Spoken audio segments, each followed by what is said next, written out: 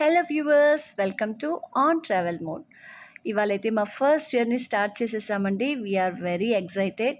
మేము ట్రిప్లో ఎక్కడికెక్కడికి వెళ్తాం, ఏమేం చేస్తాం అన్నీ నేను మీకు ఈ వీడియోలో చూపిస్తాను.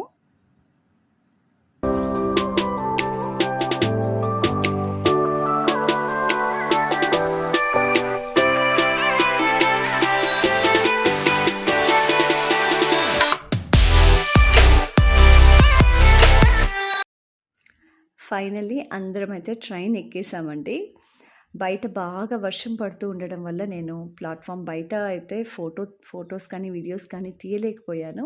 ట్రైన్ ఎక్కిన తర్వాత ట్రైన్లో తీసుకున్నాము మెమరీస్ కోసం అనేసి. పిల్లలైతే బాగా ఎంజాయ్ చేస్తున్నారు.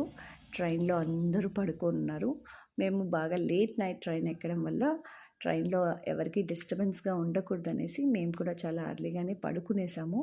మళ్ళీ మార్నింగ్ లేచి జర్నీ చేయాలి కాబట్టి సో మెమరీస్ కోసం అనేసి అందరం కలిసి కొన్ని ఫొటోస్ దిగాము.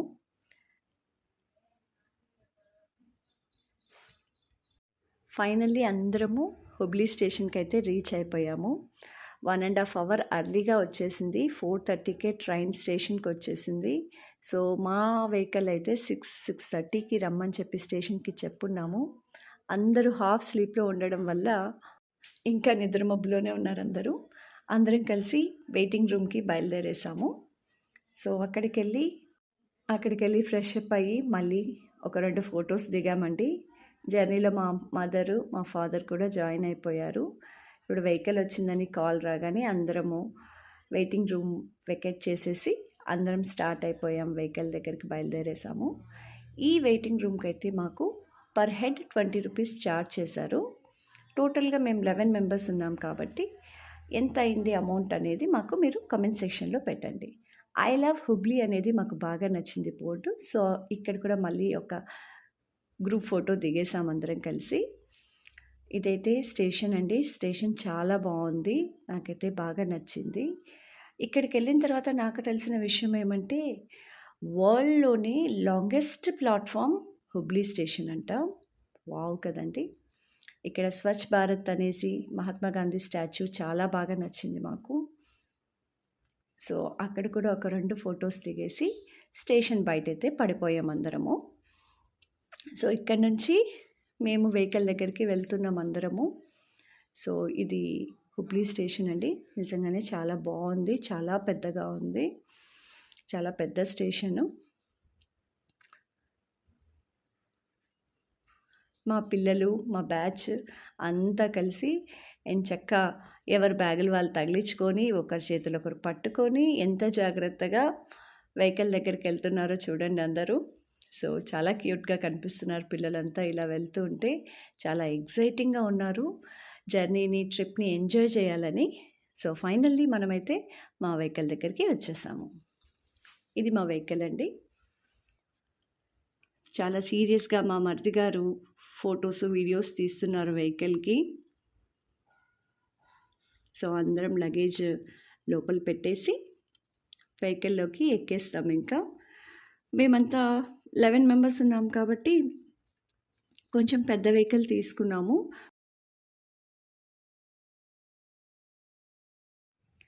పెద్ద వెహికల్ అయితే పిల్లలంతా ఉన్నారు కాబట్టి కొంచెం కంఫర్టబుల్గా ఉంటుంది అనే ఉద్దేశంతో మేము పెద్ద వెహికల్ని తీసుకున్నాము.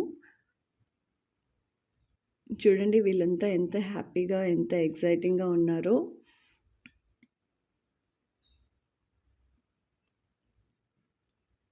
సో అందరూ వెహికల్లోకి ఎక్కేసి మా జర్నీని స్టార్ట్ చేయబోతున్నాము.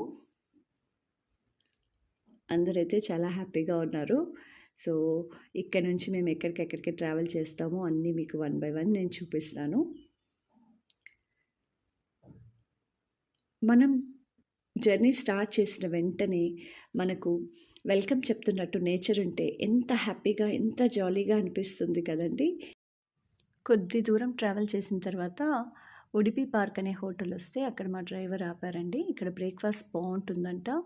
సో హిల్ స్టేషన్ కాబట్టి తర్వాత మళ్ళీ ఫుడ్కి ప్రాబ్లం కాకూడదనేసి మేము కూడా చిన్నపిల్లలతో ట్రావెల్ చేస్తున్నాం కాబట్టి ఫస్ట్ అందరం కలిసి బ్రేక్ఫాస్ట్ చేసేసాము ఇక్కడ.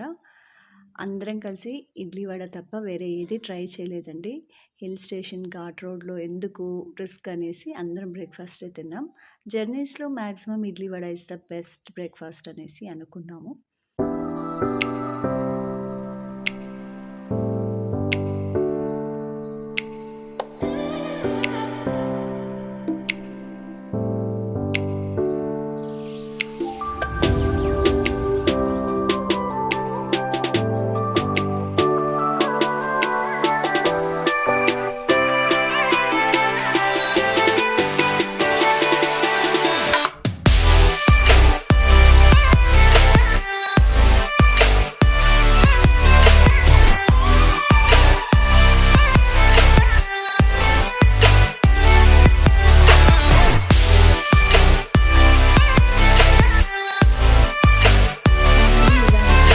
రీచ్ అయిపోయామండి. బీచ్‌లో కాసేపు టైం స్పెండ్ చేసిన తర్వాత టెంపుల్‌లో దర్శనానికి వచ్చేసాము. ఇది గోకర్ణ టెంపుల్ అండి. సో ఇక్కడైతే నాకు అనిపించింది చాలా డిఫరెంట్‌గా టెంపుల్స్ అయితే ఉన్నాయి.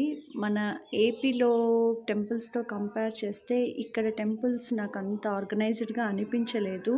ఫెసిలిటీస్ కానివ్వండి, సెక్యూరిటీ సిస్టమ్ కానివ్వండి, మన ఏపీ టెంపుల్స్ చాలా చాలా బెటర్‌గా అనిపించాయి.